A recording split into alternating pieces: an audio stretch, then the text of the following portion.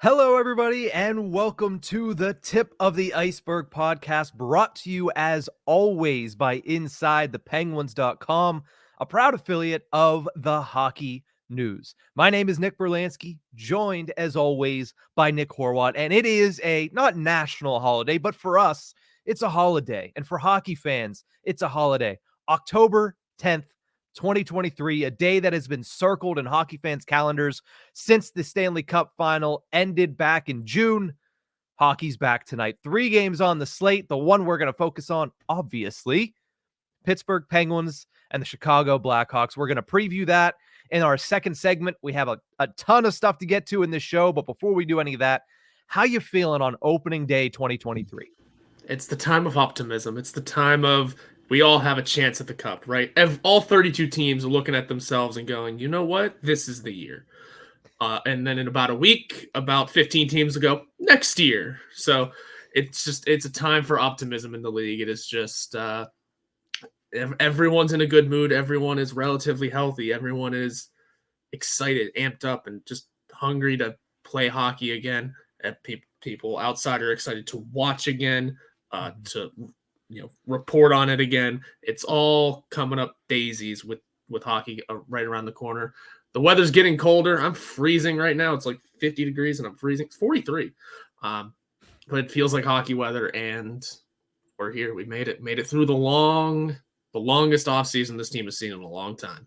One of the most entertaining ones, though.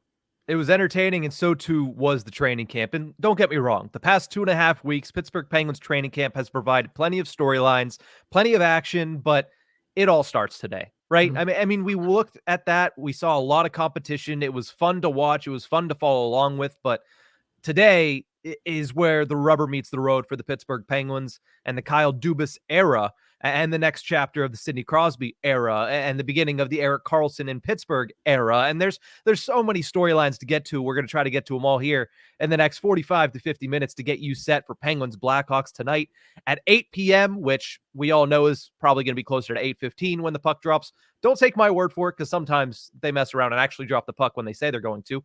But scheduled to start at 8 p.m. on ESPN later this evening. But before we get to that game, I want to ask you, Horwat, what are the biggest surprises of the Penguins opening roster? 22 players make it. There's a couple surprises on there. There's a lot of people that weren't surprises that were penciled in from the start. What was one of the biggest surprises to you when the opening roster came out last night around 6 o'clock? I mean, the easy one immediately for me, at least, has to be that last second waiver claim of John Ludwig. It's surprising, because we made that claim, we made that signing. But what is also surprising about it is the fact that he's now the youngest player on the roster. He's 23. Immediately comes in and is the youngest player behind P.O. Joseph, who was only 24, then Drew O'Connor's 25. We're dealing with the oldest team in the league here, so we take the small victories while we can. Yeah. And as for, surprises on the roster, I don't know if there are, other than that, maybe too many. You're more surprised about the people that didn't make it. Like the way Radim Zohorna had a great push the entire preseason up until pretty much the other day when he got placed on waivers. Vinny Hinostroza came in with a hot start, but I think we all kind of saw the writing on the wall the second he was taken off the Crosby line. And Jake Gensel being there is huge. I'd say when it comes to actual surprises, John Ludwig being there, Ryan Shea being there is probably a big one too. Yeah, I would imagine, and I talked about this yesterday when I did a special edition of Ice-Burgh To Go, just to kind of react, initial reactions to the Penguins roster. I kind of would imagine that today around 2 o'clock, you might see Ryan Shea end up on waivers so the Penguins can call back one of those forwards to be the 13th forward. I mean, yesterday, obviously, Penguins had put the claim in for John Ludwig, but you don't know until 2 p.m. whether or not you have that player. And at that point, you can't place somebody else on waivers before the 5 o'clock deadline. So it seems as if Ludwig is probably the guy that's going to stay because he was just claimed on waivers, similar to like a Jansen Harkins, although we saw Harkins at least play in a couple of preseason games. But I would imagine you might see Ryan Shea end up on the waivers before tonight's game. And then maybe Wednesday, once and if he clears, because Ryan Shea's had an impressive camp, he's gotten some national spotlight from certain outlets. So maybe he doesn't clear. I mean, who knows?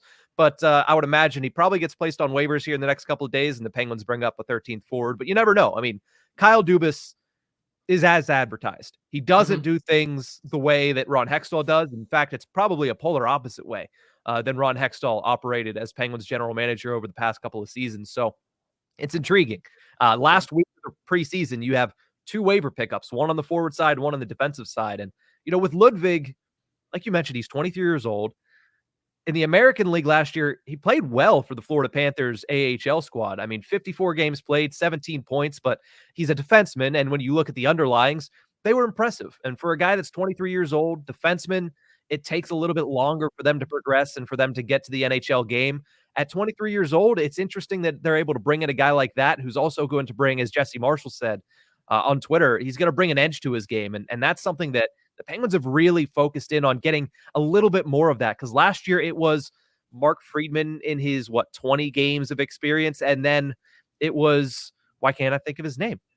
Fourth liner, played a lot of hockey, Josh Archibald. I kept thinking Vinny Hinostroza, but Josh Archibald was the only other prick on the Penguins.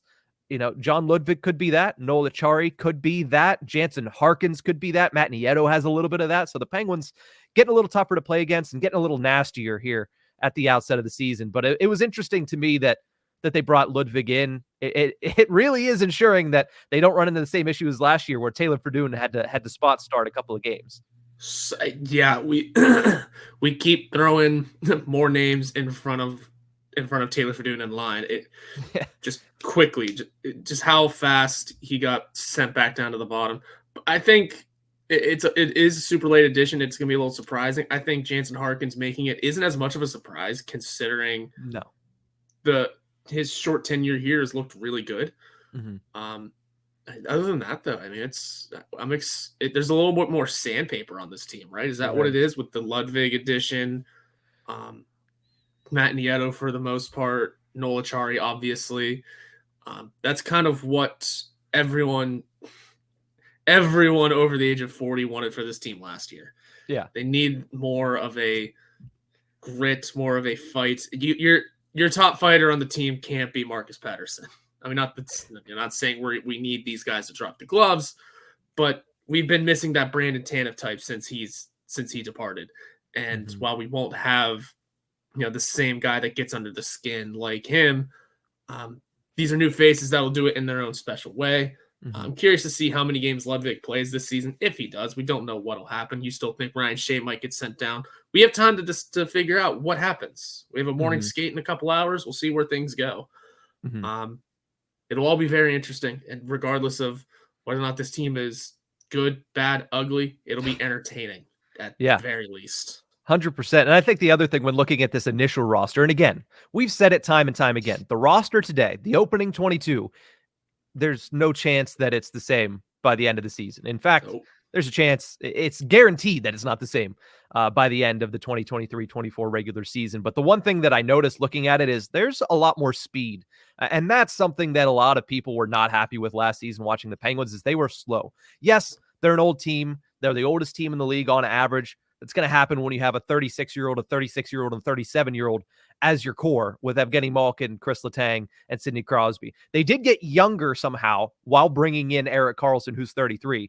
Their average age did drop with that trade because of getting rid of guys like Jan Ruda, a guy like Jeff Petrie. But, it's statistically the oldest team in the league, but I don't think they're going to play like it this year, which is important for the Penguins, because there were times last year where they were playing like it, and you could kind of tell. But the other thing I noticed before we get to an interesting question that Wes Crosby asked Penguins president of hockey operations, general manager Kyle Dubas yesterday, is Dubas himself weaponized waivers at the outset here. Like, he said he's not afraid to use waivers. There's a difference between that and actually weaponizing it, which is what I would classify as what Kyle Dubas did. Alex Nylander's cleared. Andreas Janssen cleared. Radim Zahorna cleared. Vinny Hinostroza cleared. Colin White signed and then cleared waivers. Rem Pitlick is in that boat as well. All of these guys cleared waivers, which means if the Penguins want to bring somebody up, or if there is an injury, or if they want to try something different in their bottom six, they can bring these guys up without real threat of having to send them back down through waivers. As the CBA states, since they've now cleared this past week, they won't have to be put on waivers again unless they spend 30 days at the NHL level, and that's cumulative. So if they come up for 5 days, get sent back down, and come up again, that ticker starts from 5. So they have to spend at least 30 days at the NHL level or play in 10 games. So again, with a bottom 6 that you're trying to mold, you're trying to get a new look down there, how's it going to work out? If it doesn't work, they have all of these options that now don't have to pass through waivers. Kyle Dubas, again, I think that's a shrewd move on his part. Is it, oh my God, it's amazing, it's revolutionary? No, a lot of general managers do this. But putting all of his bubble forwards through waivers, I think that was a smart move heading into the season. Yeah, it keeps the keeps the flow. It'll keep everything flowing nicely. If you need to make these early moves, you can. If you need to make early adjustments, you're able to just easily do it. It's a little bit easier now for the next month at least. To be honest, let's be real. Some of those names we got lucky that they made it through. I mean, Radim Zohorna had a great camp.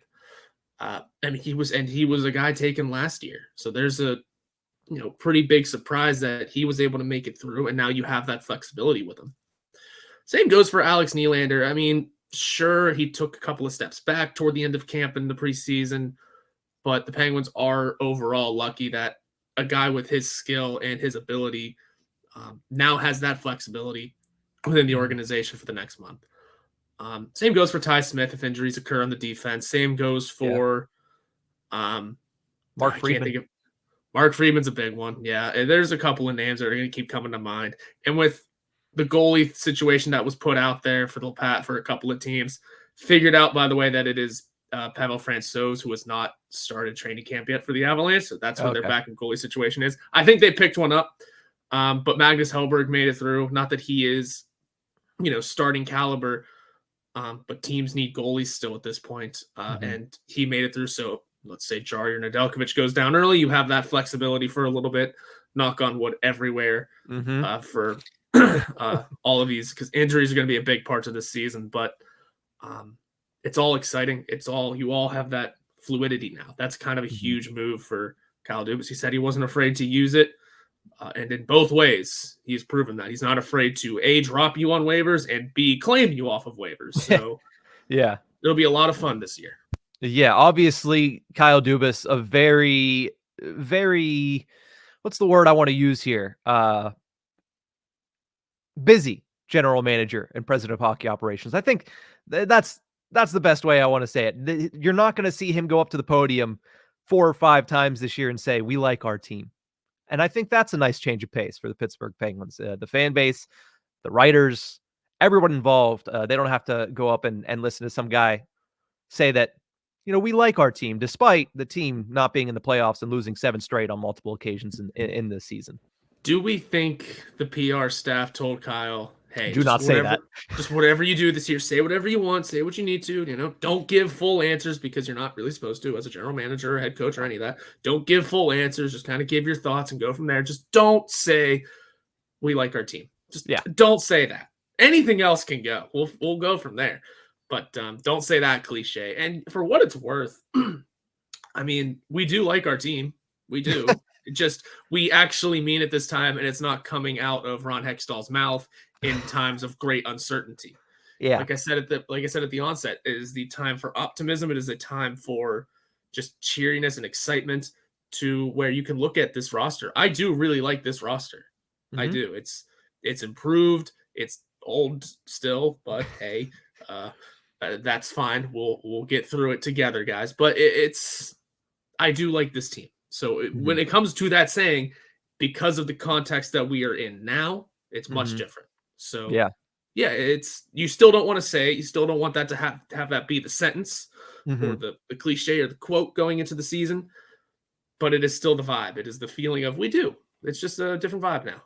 Yeah, just don't put those 4 words in that sequential order. And you'll be fine, Dubas. You'll be fine. But we're going to take a quick break. When we come back, Wes Crosby of NHL.com asked Dubas a very obvious question, but a question that we liked his answer and we want to answer ourselves. We'll get to that right after the break.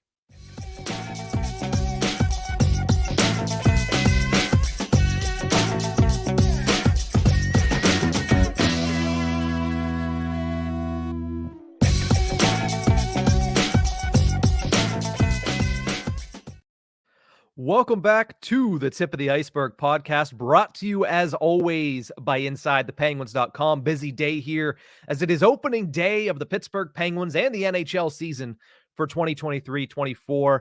I mentioned it before break. Wes Crosby asked a good question to Kyle Dubas yesterday in his media availability. You were there, Horwat. There was a little snippet on the Penguins Twitter account where they did pan, and I was trying to find you. I think you were just out of the frame. I was like, oh man, could have had his 5 seconds of fame on the Penguins Twitter account. No, I wasn't in that one. If you go back to the last in the room, though, you could see me clear as day in the final in the room. With my really long hair that I still had at that time because I hadn't gotten a haircut all season.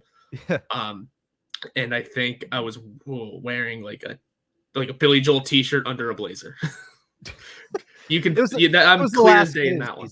Yeah, it was one of the last days of a rough season. So it was clean out season. I was just kind of trying to feel okay, at least about myself. There you go. But the question asked Dubas is, what would you consider a successful season for the Penguins? Again, that's from Wes Crosby of NHL.com. And here's what he had to say yesterday in front of the media. The standard that's set here when you walk in every day is that the group expects that they're going to win each day and that they're going to stack all those days one on top of the other, and it's going to lead to contending and winning the Stanley Cup. That's the only thing that's talked about here, and the only thing that the people within the room strive for. And I know that based on the fact that the team missed the playoffs last year, that on the outside there's not that same belief, and I think that's totally fair. It's up to us to earn that belief back, and for me, it's been great to be a part of that group and try to help as best I possibly can,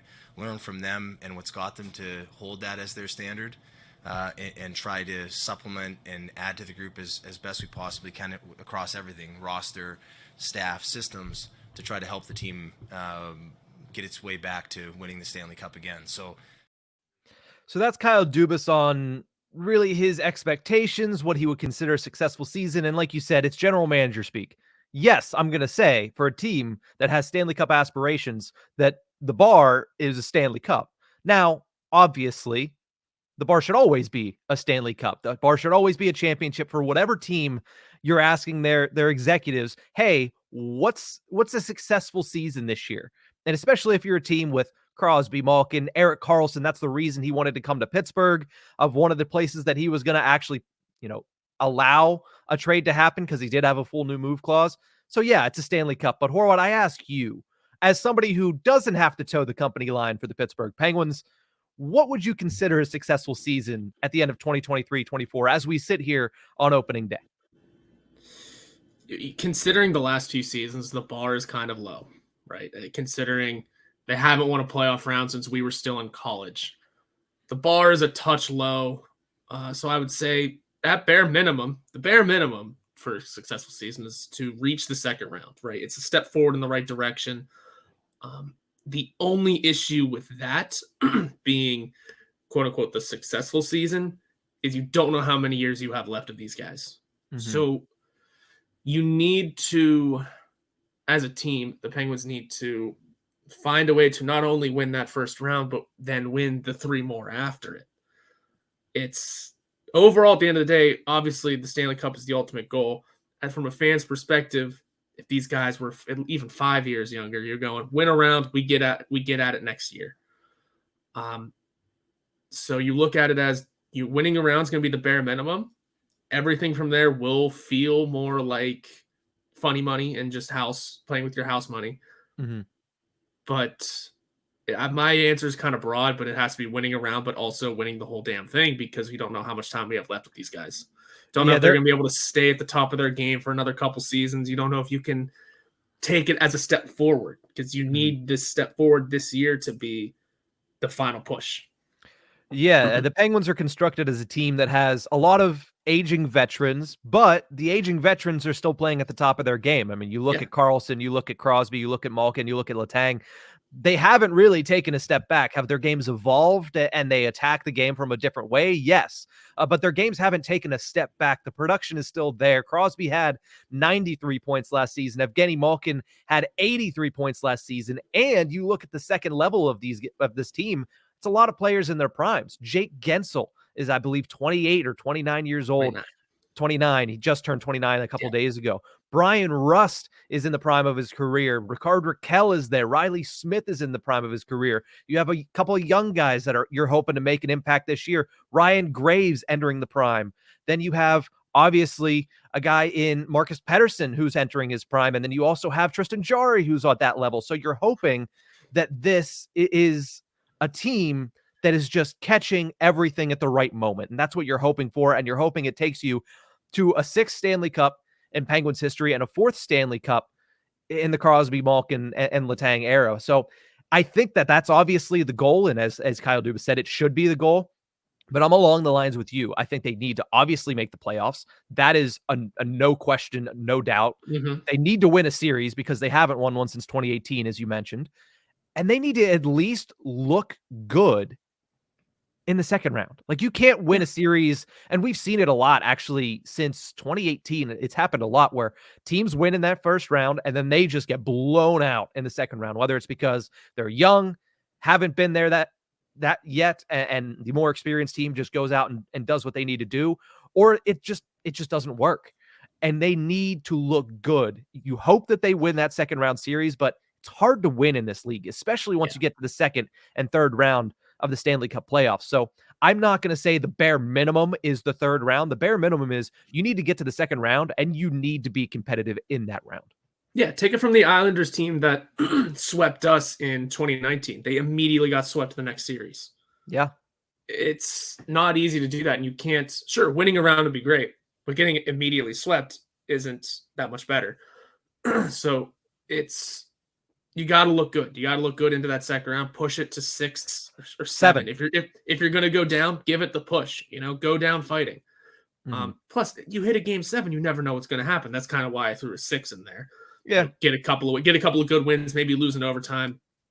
We're saying it's okay to lose. No, it's not okay to lose. But anything can happen in game 7 if you push it that far. Suddenly, it's a 1-game situation. You don't have to worry about the 6 prior. You win this one, whether you deserve to win or not, i.e. the Penguins against the Capitals many times over, you found a way to make it through. Suddenly you're in the Eastern Conference Final. There's all kinds of things that can go right or wrong, but the ultimate goal is to win it all. But if you're able to get to the second round and look damn good doing it, sure, you know what? Then that's a step in the right direction. It is a successful, if you will, season. Yeah, and we're talking about that as a bare minimum to get to the level of saying this was a success. This is not the goal, obviously. You want to see a team go to the Stanley Cup Finals. I want to cover a team going to the Stanley Cup Finals. But this is what we're saying. This is the question that Wes asked. What is the bare minimum that you need to see for it to be considered a successful season? Playoffs, first round victory, competitive in the second round. And that's where we both stand here on October 10th. But let's get to it, Horwat. There's a lot going on tonight. We're 23 minutes in here. Penguins, Blackhawks, 3 first overall picks going to be taking the ice tonight in Pittsburgh, Pennsylvania. Sidney Crosby, 2005. Taylor Hall, 2010. Not a lot of people remembering Taylor Hall's on this team. And Connor Bedard, obviously, 2023. The main storyline, though, is obviously Crosby and Bedard. I'm going to put out this tweet because, I did the statistics. I ran the numbers. When Sidney Crosby made his NHL debut, he's entering his 19th season later tonight. When he made his NHL debut, Connor Bedard was 80 days old. 80 days. So it's been 6,579 days since Sidney Crosby debuted for the Pittsburgh Penguins. It has been 6,659 days since Connor Bedard was born. That's insane. And now these two are the marquee for the opening night of the NHL season on ESPN. Interesting storyline. Going to be very interesting to watch both of these players this year. There's people saying Crosby could go out and win the Hart. There's people saying Connor Bedard could go out there and outscore Sidney Crosby. The last big NHL debut that I remember watching was Austin Matthews. Scores 4 goals against the Ottawa Senators. So with that in mind, I ask you, what are your expectations for Connor Bedard later tonight against the Penguins? For Connor Bedard, oh man.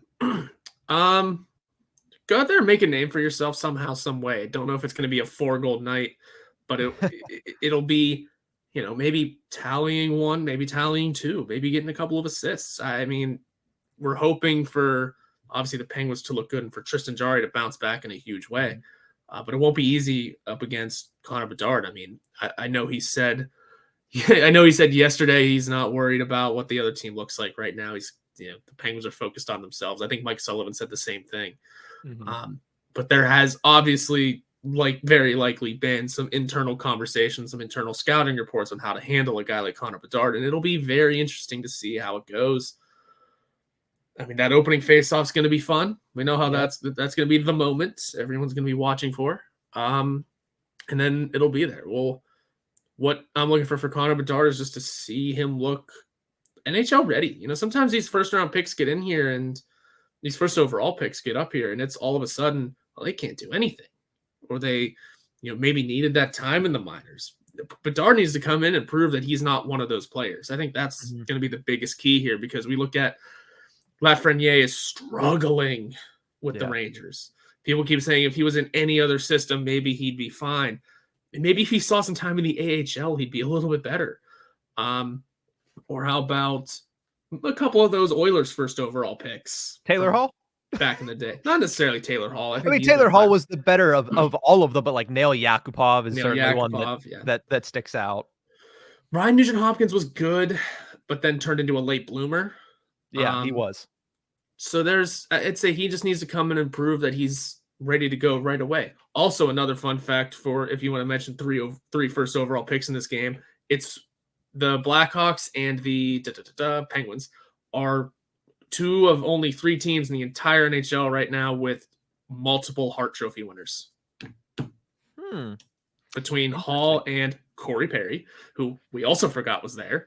Yeah. And then I Crosby didn't. Malkin. You did. Well, I didn't forget Corey Perry was there, but he's Corey Perry at this stage of his career. It's not Anaheim Ducks Corey Perry that's jumping out to anybody. Yeah, no, not at all. But then also Crosby Malkin. I forget the third team now, but that's one of the other quick little fun facts heading into this game as well. Yeah, I'm trying to think of it off the top of my head, and it's just going to take me too long. But no, plenty of storylines entering this game. Obviously, one that we haven't mentioned as of yet, Erik Karlsson actually makes his Pittsburgh Penguins debut. I mean, that was the biggest trade of the offseason. We talked about it when it happened, that it was the biggest trade for the Pittsburgh Penguins since Phil Kessel came to the Pittsburgh Penguins back in 2015. I'm expecting Erik Karlsson to go out there and put on a show because he's a showman after all, and this is an opportunity on national television. The fans are going to be wild. He's seen PPG Paints Arena in the preseason, which is basically it's a preseason game. There was not a lot of people in attendance, but tonight it's going to be packed. It's going to be loud. It's going to be on national television. There's a lot of attention on this game and a lot of attention on Connor Bedard versus Sidney Crosby. That is the marquee, and as it should be. But Erik Karlsson, the reigning Norris Trophy winner, making a debut for the Pittsburgh Penguins, only the third team he's played on in 13 years. I think he's going to be ready to go out there and put on a show. Yeah, you have to remember, it's more than it's going to be a packed house. It's going to be a lot of mixed fans too. Remember that. It's going to be obviously a ton of Penguins fans, but expect a ton of Chicago fans traveling to see their golden boy make his NHL debut. And then one thing I've noticed to start this week is that there's a lot of Swedish media in town too. So maybe some, Erik Karlsson diehards I'm not saying made the trek all the way across the pond, but some Swedish people, some Swedish fans that are a little bit more local to have maybe made the trek over. So there's a ton going into this game. There's going to be all eyes everywhere. And Erik Karlsson has somehow taken the back seat for this game, which is probably also really good considering he definitely still doesn't look fully ingrained into the system yet, but we're getting there step by step. Every day that passes, it's getting better. It's getting closer. It's going to be good that the spotlight is not directly on him to start. Yeah, I mean, how does that happen, right? I mean, a guy comes over in a blockbuster trade in the summer, biggest trade, reigning Norris Trophy winner, and he's the side story on the opening night of the NHL. So it's certainly a story to watch, and it's certainly going to be an interesting game for Erik Karlsson. We'll see what the Penguins are able to do. You said Corey Perry is on that team. The Penguins might get a couple power plays tonight. They just might. So we'll see what happens with that. Other than the main storyline, Crosby, Bedard, we talked about that a little bit. I think we mentioned it last week. Connor Bedard outscore Sidney Crosby this year? Let's just give a definitive yes/no answer right now. Does Connor Oh, outscore Sidney Crosby in Bedard's rookie season? Yes or I no? don't think so. I think it'll be close, but the way we're talking of Crosby maybe having a 90 to 100 point season, I think Bedard can easily put up 70 to 80, maybe 90 if he's depending on how good or bad that team is. It's not the Blackhawks aren't going to be good, but Yeah. I mean, you know what? Crosby's rookie year, the Penguins were terrible and he had 102. So Yeah. who knows? I don't see Bedard eclipsing 90, but definitely a ton of points, and Crosby could easily exceed that. So I don't think he does, but I bet he keeps it close all season long. I bet it's an entertaining race, and because of the media attention, because of all the eyes, Bedard's going to run away with the Calder, but that could be an interesting little race too. Nah. He's not running away with the damn Calder. Get that Logan Cooley slander out of your mouth, Horwat. Get it out of your mouth. That was Logan. He's going to run away with the Calder. Come on, put some respect on Cooley's name. I'm an honorary Coyotes fan this year just because I want to see Logan Cooley light it up alongside Jason Zucker, right? Like, don't say he's going to run away with it, Horwat. Come on, man. That's a Pittsburgh kid, an actual Pittsburgh kid. He's not a fake Pittsburgh kid like we see around the NHL. Like who? Who was a fake one? JT Miller. Is it JT Miller? Is that the one? Or is it Vinny? No, who's the one that's like from Ohio? And they're like, he's a Pittsburgh area kid. I'm like, you got to stop. JT You have Miller, to stop. I think he's Youngstown. No, East Palestine. East Palestine, Ohio. JT Miller. That's not Pittsburgh area. But did he play for one of the Pee Wee teams? I don't care. I think he did. I don't care. Yes. And Hockey Troll from our favorite Caps podcast, if there ever was such a thing, Caps Chirp, plays in South Point, but he's not from Pittsburgh area. He's from West Virginia. Okay?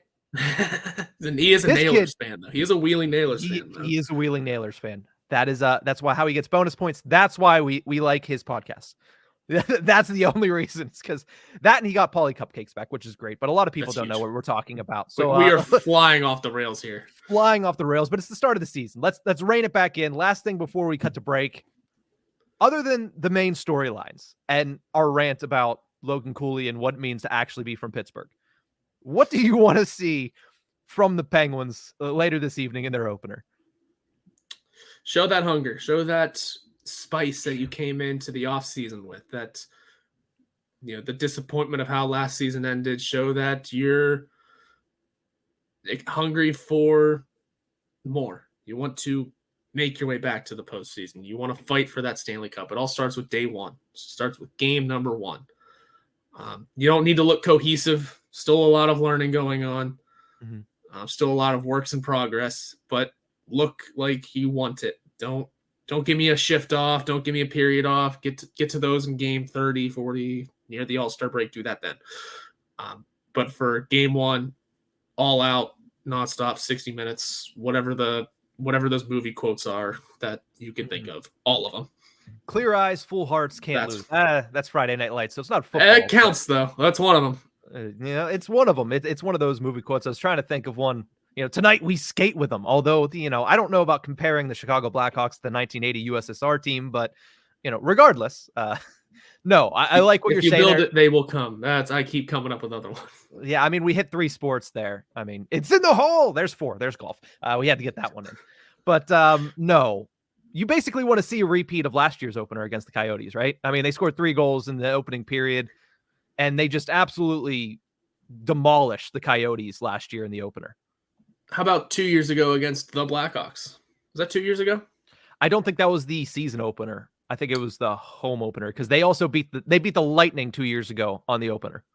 It was the 19. No, that's Columbus. What's you know what I'm talking about? When we chased Fleury, whatever year that was. That was 2 years ago, but it was the home opener, second game of the season. Cool. Yeah, that one. Just repeat that if you need to. Yeah, do that again. I mean, it's going to be a fun game. I think that it's going to be high flying. I see Connor Bedard being every bit of the star he's expected to be. But the thing that I'm going to zero in on, and it's really something that is going to be a through line from now until game 82. What does that third line look like? Because it seemingly is going to be Jansen Harkins, Lars Eller, and Drew O'Connor to start the season. I'm gonna refer to that as the Havoc line, because I feel like that's exactly how they're gonna play. Harkins and O'Connor are fast, they are furious on the forecheck, and I think that they have a little bit of that offensive upside that has worked in the AHL level, and you've seen it in spurts, especially from Drew O'Connor this preseason. 4 goals in 3 games, 2 of them when playing on the top line with Sidney Crosby in the final preseason game. Can they translate that to the NHL? Can that be a genuine NHL level third line? And I think Lars Eller being the guy in the middle is the perfect complement to 2 guys that are going to be tenacious on the outside of him and 2 guys that are going to be able to bury their opportunities. And I think Eller is going to be just tasked with being that defensively responsible guy once the puck does get out of the opponent's zone, and being a guy that's able to support these 2, because they're going to be dogs on a bone, man. I mean, O'Connor is a fast guy that's tenacious, but Jansen Harkins, from what we saw from him in 2 games, he is O'Connor times 2 when it comes to the forecheck. I don't know if he's times 2 O'Connor when it comes to the skill and the scoring ability, but I think that there is certainly the potential for this to become a true NHL third line, something that the Penguins haven't had and haven't been able to put together over the past couple of seasons. Yeah, Mike Sullivan likes the line a lot too. I think he's mentioned that O'Connor and Harkins both bring really good speed, which is going to be huge for that bottom 6 that is trying to step up from last year. And Lars Eller has a sneaky chance of leading that bottom 6 in points and in scoring.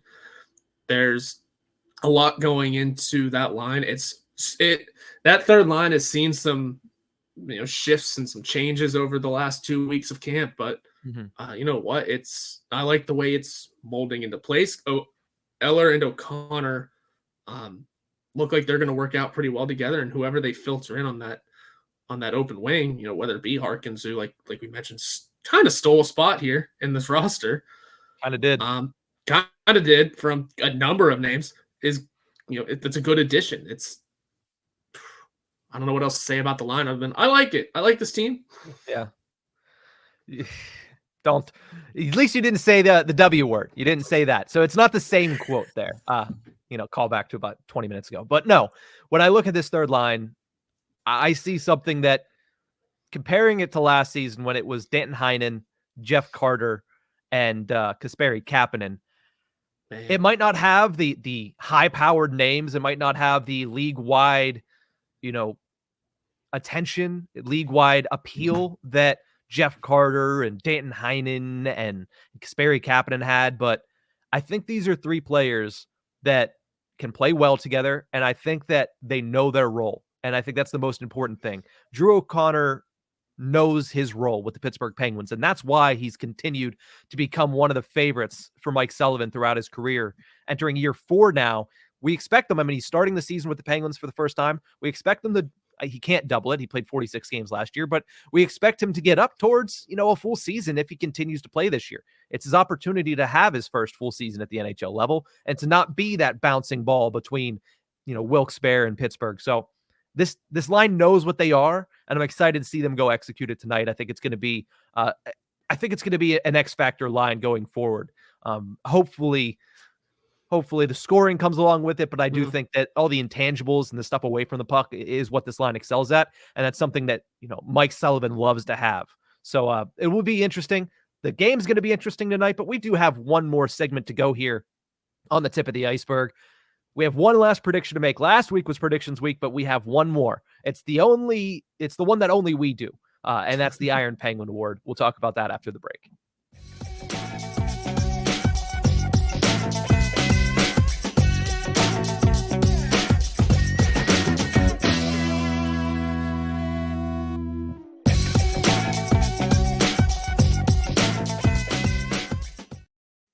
Welcome back to the Tip of the Iceberg podcast on opening day of the NHL season in 2023. I'm excited, Horwat. Real hockey coming back.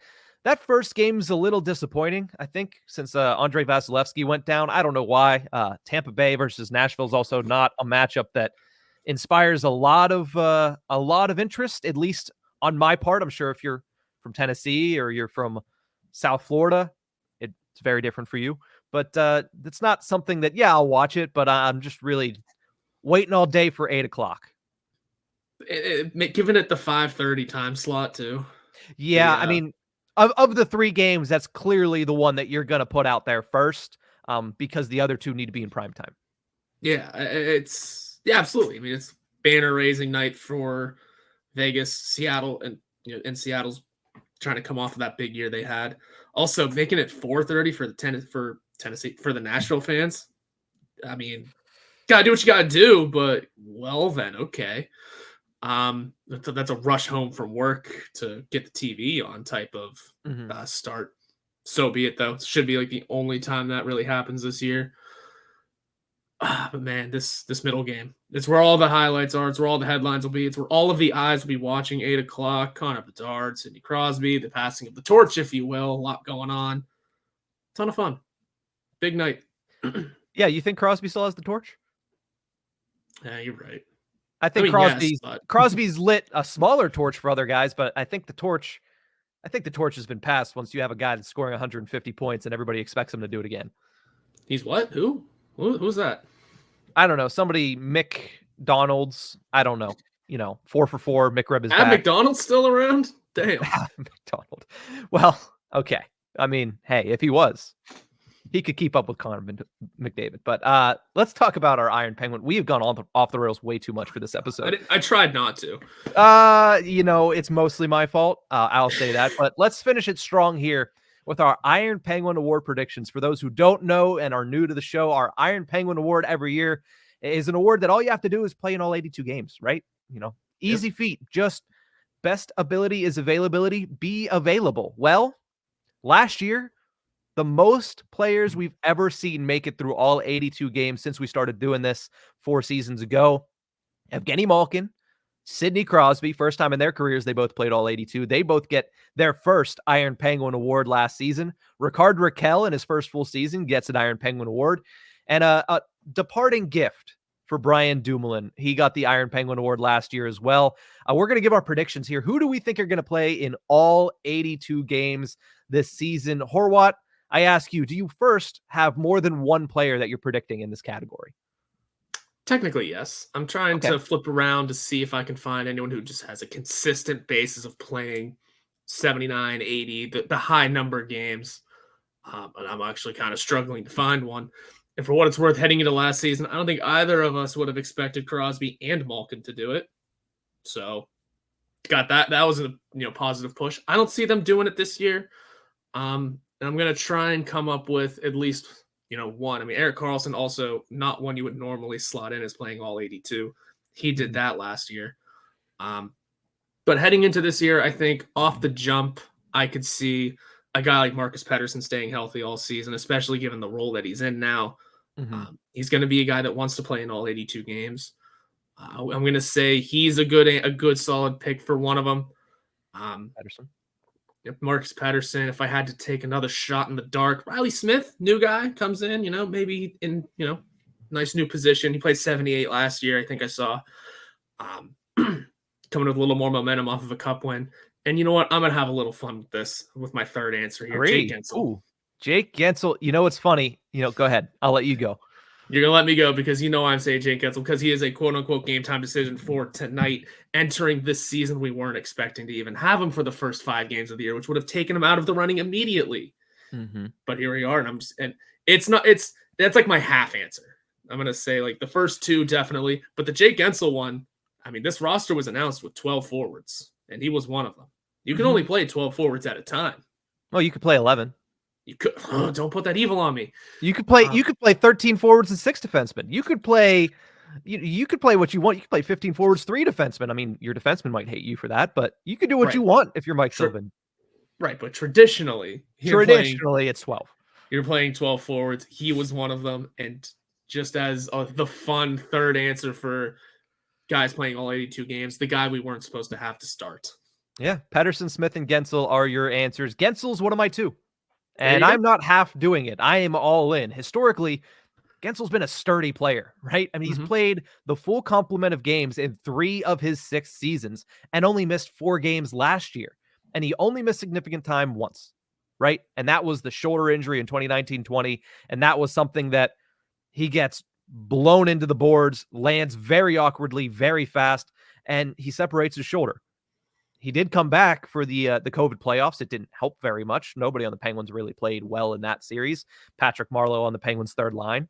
But, you know, I do see him, now that he's back, now that he's supposedly healthy, he's a game-time decision. I think he becomes the first 2-time winner of the Iron Penguin Award. We've never had somebody win twice. I could see it being Jake Guentzel this season. I can't believe we've never had anyone win twice.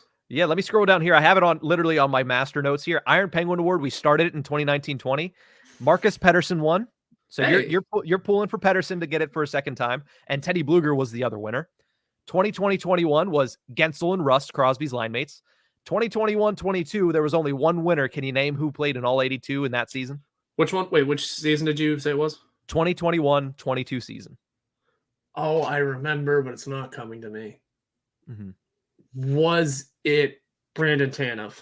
It was not Brandon Tanev. It was indeed the man, Evan Rodriguez, played in all 82 games that season. And the last season we mentioned, it was Malkin, Crosby, Raquel, and Brian Dumoulin. So I have Jake Guentzel winning it for the second time, becoming the first 2-time winner of the Iron Penguin Award. And I'm also going to say Ryan Graves. He's missed 13 games over the last 3 seasons. That's not a lot. You know, that's not a lot of games. He plays a similar role to Brian Dumoulin, who won it last year. He's not overly physical. He does get physical. He's not overly physical. He's a stay-at-home defenseman.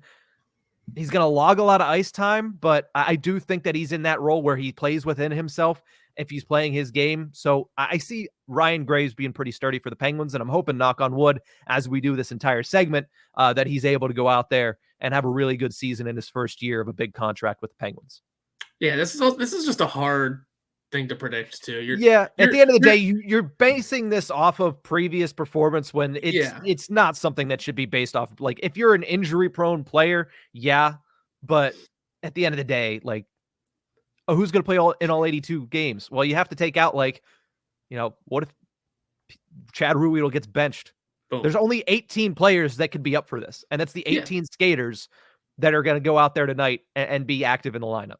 Yeah, it's just a hard one to, you know, try and really talk about and discuss, because at the end of the day, we're literally sitting here discussing who's going to be out of the lineup, whether it be because they're not good enough or because they got hurt. Things you don't want to talk about, but nobody can predict. Yeah, we're trying to talk about the guys that are good enough to be in 82 and will be healthy enough to play in 82. So we try and put the light spin on it, but at the end of the day, you're talking about a majority of your team just missing time. Yeah. So it's a bit of a dark thing to talk about, but you know what? I think I like our fun answers, or at least my fun answer, your real answer of Jake Guentzel, because that's positivity. We weren't supposed to have him for 2 more weeks still. And here we are sitting on game 1 of the year, and he's a game time decision. It's been a game time decision for a couple days now. That's a lot of fun. Yeah. So that's going to do it for this episode of the Tip of the Ice-Burgh podcast. We hope everybody enjoys the game tonight. Hockey is back.